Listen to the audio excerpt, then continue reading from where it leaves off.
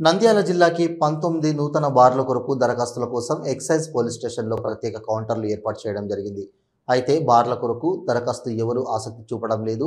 Wine షాపులకు setting permit ఇవ్వడంతో మందుబాబులందరూ wine షాప్కు వెళ్లే అవకాశం ఉందని, బార్లలో రేట్లు ఎక్కువగా ఉండడంతో ఆసక్తులు చూపరని, దరఖాస్తు చేసుకోవడానికి ఎవరు ముందుకు రావడం లేదు.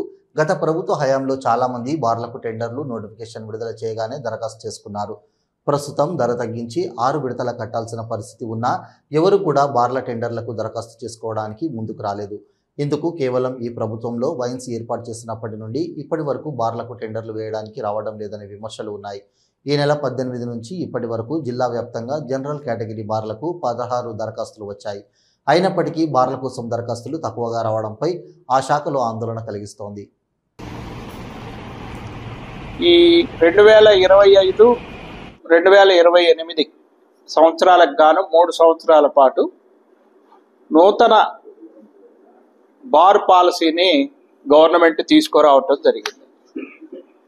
ఈ యొక్క బార్ పాలసీ ఇంతకుముందు ఏ విధంగా అయితే షాపులు పారదర్శకంగా ఎలాంటి ప్రభావం లేకుండా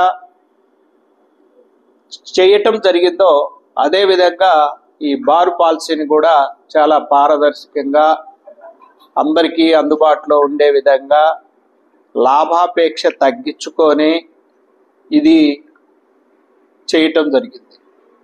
ఒకసారి కనుక మనం ఈ బార్ పాలసీని అవగాహన చేసుకున్నట్టయితే చాలా ఇప్పుడున్నటువంటి బార్ పాలసీ ఎంత మేలుగా ఉంది అనేది ఒకసారి మనం గతంలో ఉండే బార్ పాలసీతో పోల్చుకొని కనుక మనం చూసినట్టయితే గతంలో 11ంటికి ఉదయాన తెరిస్తే 11ంటికి క్లోజ్ చేయాలి.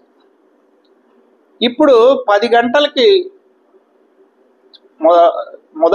10 గంటలకి మొదలు పెడితే తిరిగి 12 దాకా చేయొచ్చు.